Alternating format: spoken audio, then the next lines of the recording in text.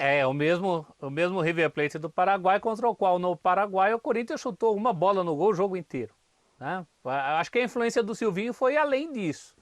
Ele chegou já desfazendo a ilusão dos três zagueiros, né? Eu até acho que nem era uma ilusão, era uma necessidade.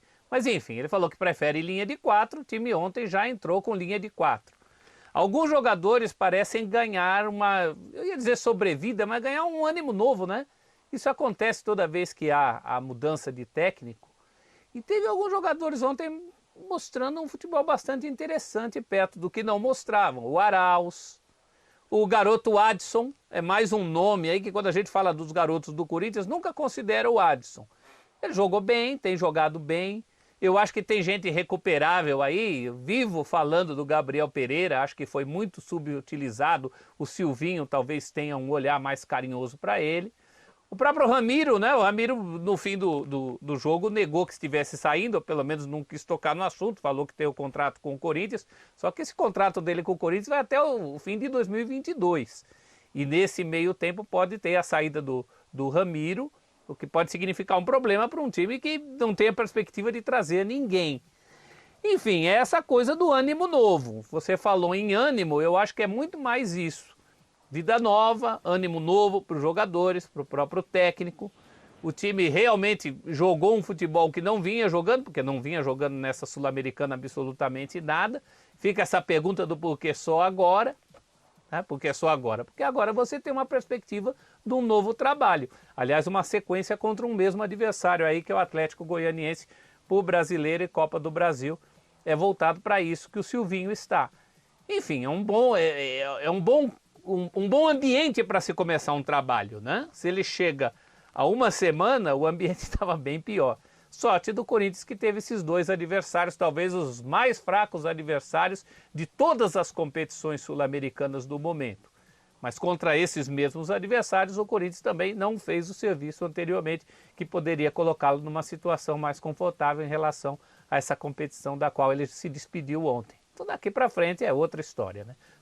Vida nova, técnico novo, competições novas. Os jogadores parecem estar sentindo isso também. José Elias Moedim Júnior, me fale, Dinheiro, né? já deu para chamar de Corinthians de Silvinho esse Corinthians aí? Não, calma. River Plate do Paraguai, primeira partida, todo mundo querendo mostrar pro treinador que tá ali, ó, tô aqui, tô à sua disposição, calma. Não, eu acho que tem que ter calma. Mudou ali a questão tática, mudou a questão de vontade, mas não vejo não a necessidade de esperar, não. Alô? Quem falou isso, Sormani? Você que tinha falado, Sormani? Desculpa te interromper. Acho que não, né? Acho que... Ô, Pascoal, foi você que falou? Desculpa te interromper.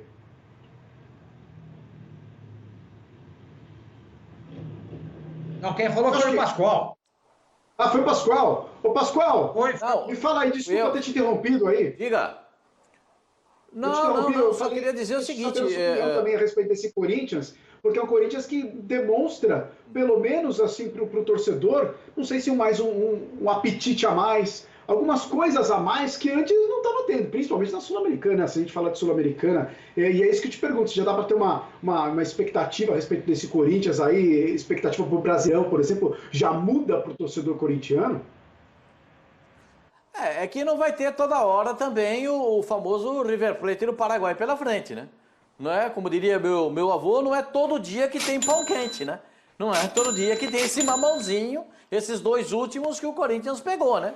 Essa manga bem aí, né? E tal, e o Corinthians foi e deitou, porque o Fernando Lázaro, como treinador do Corinthians, ele faz 2 jogos com 2 goleadas. Né, como treinador do Corinthians, né? Ele com o Mauro Van Basten como sendo... É o melhor aproveitamento da história, Pascoal. Ah, é, professor? O senhor que tem esses números aí. Goleou, fez 2 jogos, goleou nos 2, não tem técnico com aproveitamento desse. Então, não tem. Não é toda hora que tem esses adversários pela frente. Começa o Campeonato Brasileiro, até o Atlético Goianiense. Aí tem campeonato, a Copa do Brasil, o Atlético Goianiense de novo. Então, é complicada a vida do Corinthians. Mas pelo menos o estilo melhorou.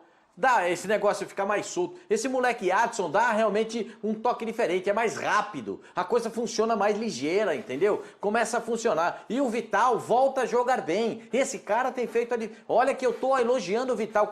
Eu sou um cara que mais critiquei o Vital desde a chegada dele do Corinthians, porque ele não jogou nada. A grande herança, Pascoal, do Mancini.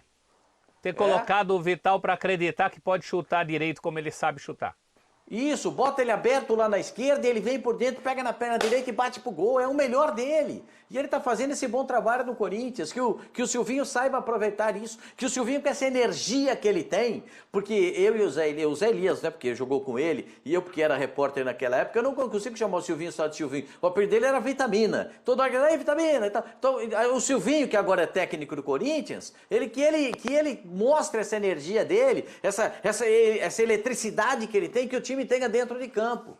É isso que a gente espera ver, que essa linha de 4 seja bem montada, porque como ele disse, os laterais não podem, tal, é um de cada vez para poder fazer aquele balanço, os volantes têm que sair de acordo com a circunstância do jogo, mas tem que jogar mais adiantado, tem que jogar buscando o gol adversário, enxergando o gol adversário, e isso é positivo, que os atacantes agora, não sei se o Cássio vai jogar na abertura do Campeonato Brasileiro, saiu com uma fadiga muscular, o Cauê com uma pancada no tornozelo resolve. Né? Faz tratamento, resolve. Mas cansaço muscular pode levar a uma ausência, que é o caso do Cássio no gol do Corinthians para essa abertura de campeonato. Essas duas últimas visões do Corinthians na Sul-Americana, puxa vida, esses times que jogaram, esse modelo de jogo, interessa para o torcedor do Corinthians. Mas não vai ser sempre que vai pegar esse mamãozinho com açúcar pela frente, né? Mamãozinho com açúcar pela frente, esse pãozinho quente, como disse o Pascoal. O que será que vem pela frente aí pro Corinthians, né? Vamos colocar a sequência de jogos aí do timão do Silvinho, porque depois eu quero saber do Sormani. Qual que é o prazo que a gente tem que dar? Entrou o técnico lá. Qual que é o prazo? Quantos meses? Depende do trabalho? O que depende aí da paciência? Porque o torcedor corintiano, coitado, já tá sem paciência, pô. Olha só, essa desclassificação na Sul-Americana aí, e aí vem 2 jogos, goleia. Aí será que tá se iludindo? Como será que vai ser, hein? Próximos compromissos do Corinthians, a gente já tem aí, olha só, a estreia do técnico Silvinho, vai ser justamente contra o Atlético Goianiense, jogo em casa pelo Campeonato Brasileiro. Depois, na sequência, de novo, o Atlético Goianiense, só que dessa vez pela Copa do Brasil, pega o América Mineiro, o Atlético Goianiense, Palmeiras, Red Bull Bragantino, Bahia e Sport. Isso a gente está falando aí, ó, até o dia 24 de junho. Jogos e compromissos pela Copa do Brasil e também pelo Campeonato Brasileiro. Ô, Sormani, quando é que já dá para começar a ou exigir? Qual que é o tempo? Existe um tempo para isso? Como que funciona essa métrica? Se é que a gente pode colocar uma métrica dentro do futebol, onde o futebol às vezes acaba sendo tão imprevisível, para começar a esperar resultados desse Silvinho no timão, que com certeza, né, até perguntei aqui em relação a se já dá para ver uma cara do Silvinho, ele nem assumiu ainda, nem estava no banco ontem, é claro que não dá, mas quando é que a gente pode começar a pensar nisso? Essa pergunta eu acho bem legal, Luciano. Porque eu não faço parte dessa corrente de jornalistas que entende que o técnico tem que ter uma vida longa no time. Eu acho que eu penso mais ou menos como o professor Celso Zelt. Você tem que dar tempo se você detecta que o treinador tem para onde crescer. Se não tem para onde crescer, você não tem que ficar esperando o cara. Você vai esperar o quê? O time ser rebaixado? Virar a chacota dos adversários? Sendo goleado em todas as partidas? Não. Você, de cara, você depois de um mês, sei lá, 2, algum tempo de trabalho, você percebe quais são as ideias do treinador. Você tem uma ideia do trabalho que ele está fazendo. Você sabe se ele está sabendo aproveitar o elenco, está sabendo se moldar ao elenco, entendeu? Então, eu sou completamente contra isso. E o Silvinho é um técnico assim, gente. A gente não conhece ele. A gente não conhece ele. Então, o que a gente tem que fazer? Observar o início de trabalho dele. Futebol é muito, eu sempre faço isso, dinâmico. A gente precisa rapidamente resolver os problemas. Não tem tempo, não dá para você ficar dando tempo ao tempo. Na Europa está acontecendo isso também. O futebol gera muito dinheiro. E se você perder a oportunidade de estar entre os primeiros e lá em cima, você perde dinheiro. Se você perde dinheiro, você não tem elenco forte. Se você não tem elenco forte, você não compete. Então, essa é uma posição muito romântica, né? Ah, muito teórica. Ah, mas contratou e tem que esperar. Mandou logo embora. Não, pera um pouquinho.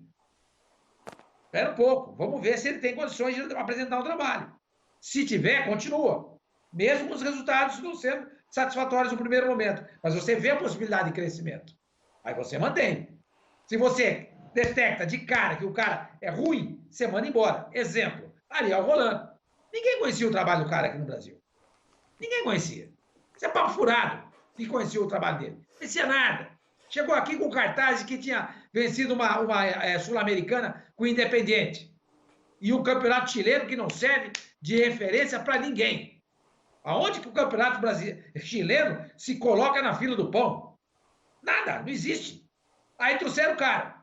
Ou com 2 meses de trabalho, já deu para perceber que o cara não sabe nada. Nada. Ele é fraco. E o pior é que ele que saiu, não foi o Santos que foi embora. O Domi foi outro. O Domi também foi outro. Não faltou a amostragem negativa de trabalho, né? Porque quando você tem a amostragem negativa de trabalho, isso precisa ser avaliado. Não vai ficar esperando um milagre de Santa Isildinha para salvar teu time, né?